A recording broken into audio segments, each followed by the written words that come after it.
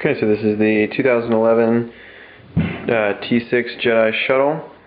This set is brand new for January 2011, and it is $60 US retail and 389 pieces. And right away, there is a problem. Like I just said, it is not even 400 pieces, and it's $60, and that's too much. The amount of pieces you get in this one is the exact same as you get in the Bounty Hunter gunship, which is $50, and in my opinion that's a better set. And in both sets you still get rare minifigures, but this one is $10 more, and I really don't know why they did that. This set is not that great. You do get two brand new minifigures. You get a very, very nice Jacques T, Jedi Master Jacques T. Really great job on this minifigure. Excellent little hairpiece right here. Great color scheme, good head mold. So that's a great figure. And then you get this guy, which is like Loxitane or Tain or something like that. And I've seen him in a couple of the movies in the Clone Wars TV show. But his headpiece is too big for his head. Let's see if I can get to focus. There we go. You can see it just kind of looks like he's wearing a hat. It doesn't look like part of his hair. Like if you look at this, like you look at Jacques T, that looks like it's part of her head. It doesn't look like it attaches. This is just a little bit too big. So it doesn't really mold with the figure that well. It looks like he has a head crab on him from Half-Life. If you know what that is. If you don't worry about it. But it's just kind of weird. Like it doesn't entirely fit him. So, but that's still a rare minifigure. It's brand new. So you still get two brand new rare minifigures. Very, very cool. And then the ship itself is pretty interesting in design theory. You get these really nice engines here in the back.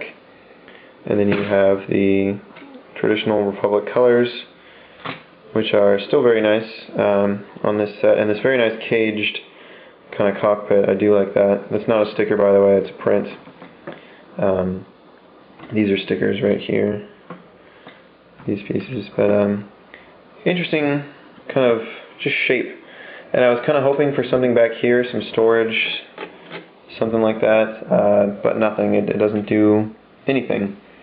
Except for shoot missiles, and the way you shoot the flick-fire missiles, they're right there.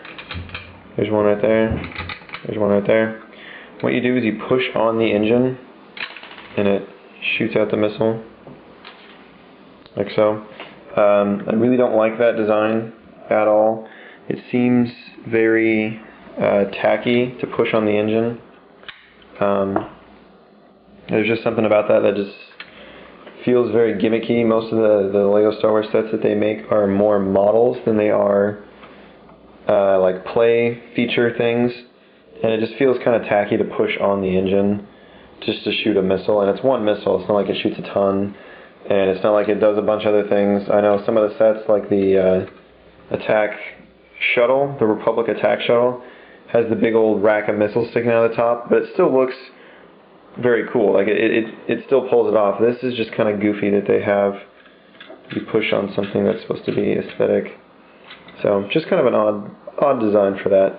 To give you a size comparison, here it is next to the Palpatine shuttle. And you can see it's actually not as big as you would expect it to be.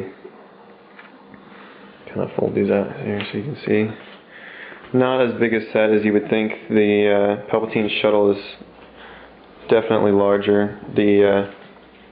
Even though this has one big wing that spans the whole ship, the actual meat, big center area on the Palpatine shuttle is a much larger space. So, not that big, and it's still $60. Here up front in the cockpit you have standard Clone Wars Obi-Wan and Anakin. If I can get this thing to open up. There we go. And they come with lightsabers as well. And again, just like the Bounty Hunter gunship, you get 4 great minifigures, and you only get room for 2. That's kind of annoying. I mean, this is a it's called a shuttle, which implies transport, and it only holds 2 out of the 4 people it comes with. It just kind of annoys me when they do that. It's really nice to have a design that fits a lot of people. Palpatine Shuttle in specific has 4 minifigures, and it fits all 4 of them. I'm sorry, it has... no, it does. Yeah, it fits 4 minifigures. So it just kind of annoys me that they only have room for 2. That I don't know why that is. And this does detach as well. This is supposed to be an escape pod. Which, sure, whatever. Why not? There's an escape pod. That's why they have those little blue bricks right there. So it's kind of like tiny little engines. Don't really care about that. It just seems kind of pointless, but sure. And then the main feature of this set is, of course, the rotating central wing. If I can put this missile back in first. Oh, don't you fall out. There we go.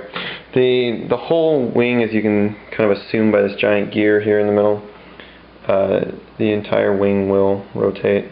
I have to do it this way. See if I can do this with one hand. Nope. Okay. Alright, so you have this big central wing, and it rotates up by itself. There we go. Or not by itself, I'm sorry. You have to make it rotate. It does not do it by itself. And then it forms. It actually looks a lot better that way than it does, I think, landed. But it's still pretty cool. Like I like the aesthetic design. I like kind of the idea of the big bank of engines and then the rotating wing and the smaller front. I was just really hoping for some extra space in the back here. I think they could have made the set just a little bit longer overall, and then had a little extra storage so these guys can sit somewhere. So that's just kind of annoying, but and then there's no way to make this turn. You have to force it, like so. There's not like a little crank or something. And then as you can see, this doesn't sit up as it was earlier. That's because there's landing gear on the bottom that isn't flipped out, and the landing gear is just this little piece right here.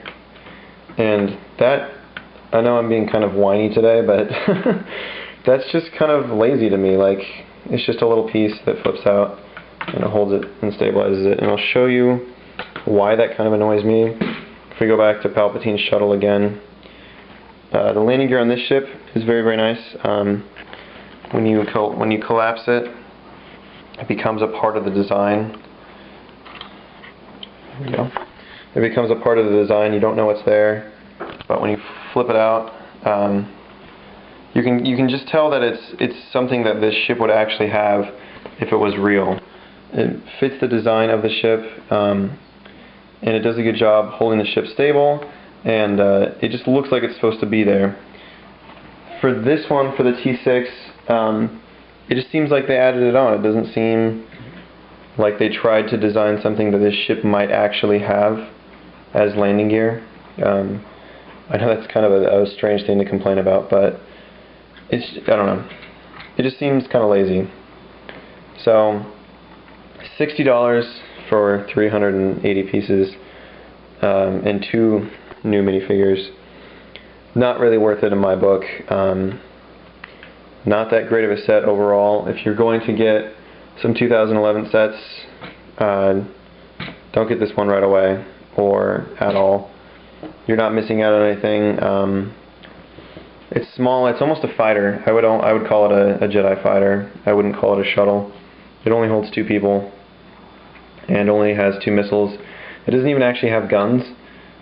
It just has the 2 missiles. So I don't know. Just kind of a strange set. So there is that. Sorry to disappoint some of you who like this set or had hopes for this set. I did too. I thought it was going to be really cool. The 2 rare minifigures though are very, very nice. Go ahead and pick these guys up if you get an opportunity. But as far as the whole ship goes, you're not missing much. It's just not that great in my opinion.